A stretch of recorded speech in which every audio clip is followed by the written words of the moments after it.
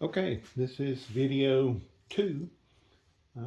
Let's move into talking about, or the first video I did talk about the grip of your bow and then the available um, playing distance of your bow hair.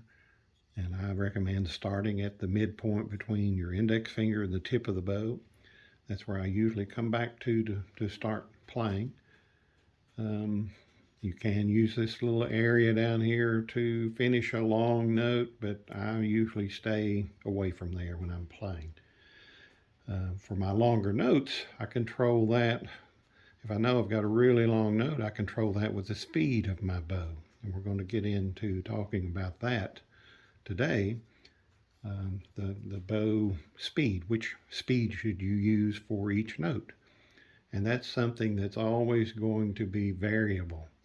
It's never going to be the same amount, just like the pressure that you use on the string to play the note. You're never going to use exactly the same pressure because you don't always want it to be the same volume. You want to be able to change that dramatically.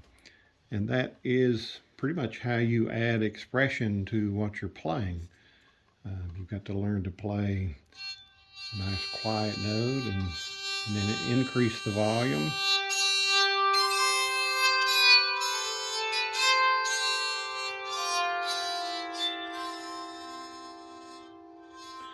So you've got a maximum volume before you're pushing too hard, and it does that, and you've got a minimum volume is till you just really can't hear it.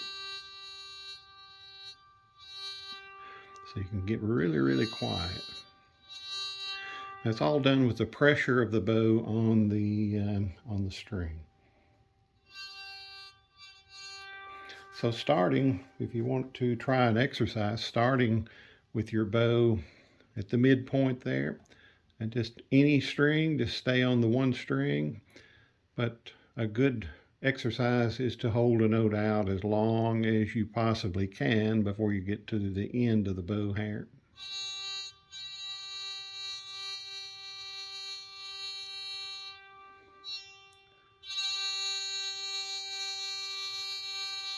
You can go the other direction. And that's something about if you're holding a note out, it's just not long enough. If you don't lift off of the string, but just reverse,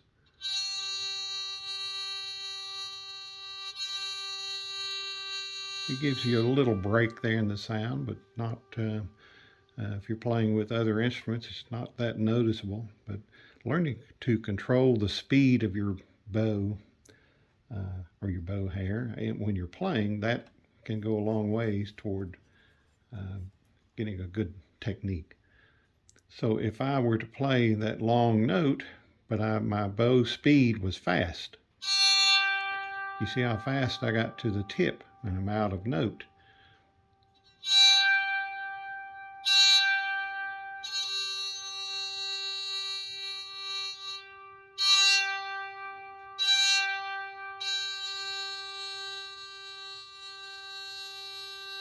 So I'm moving the bow very slowly.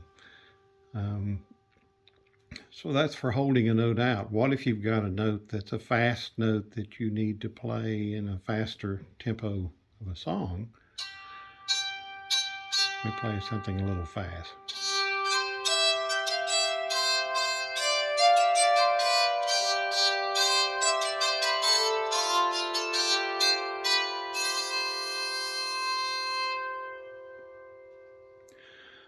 So those fast notes that are coming in there, the length of the bow stroke is very short. It's probably maybe a quarter of an inch long at the maximum. So when I'm touching down on the string, I'm pulling the bow. Let's try pushing and pulling. It's really not much more than just a tap. If you tap your bow hair on the string, and then do that with a push and a pull when you touch down on the string. I'm not talking about starting from way back here. I'm talking about being close to the string.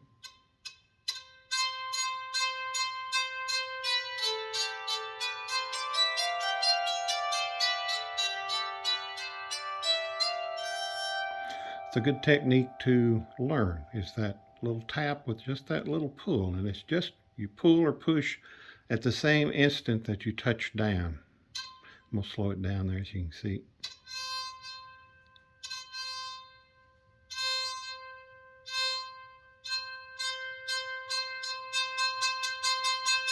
But you can see I'm using very little of my bow hair. So playing any song is a combination of that and a longer length of note.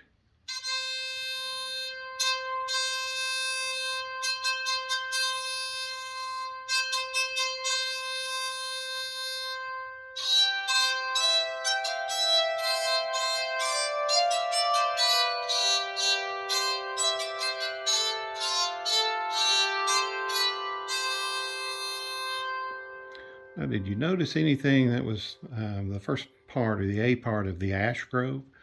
If you noticed, if you were looking, I really didn't go past this point with my bow. I didn't go past there.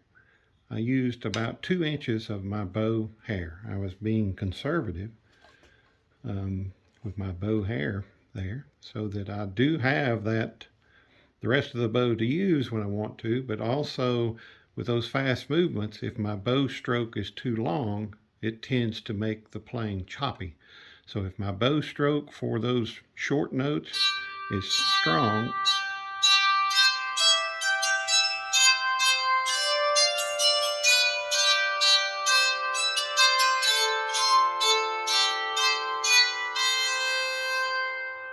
if the bow stroke is too long and you're playing a faster tempo song, you can see that it kind of wrecks the sound of the tone of the psaltery. What you're after always is to try to get that pretty tone, the same tone you hear when you're going slow. You want that same tone when you're playing a faster song, but the only way to do that is to shorten the bow stroke. You've got to get away from these long, fast bow strokes.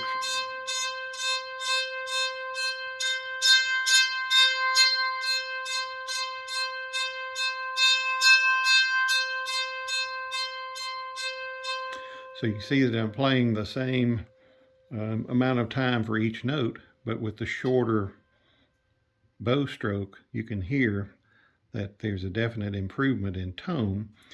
When you're bowing really fast and fast long strokes, you're not really giving the bow hair time to do its job. It's kind of glancing across the string as opposed to making the string vibrate. Good contact, bad contact. So watch again. I'm going to play the ash grove again and watch and see if I don't stay somewhere in this area. That's about 2 inches of my bow hair. Starting at the starting point there for my first note.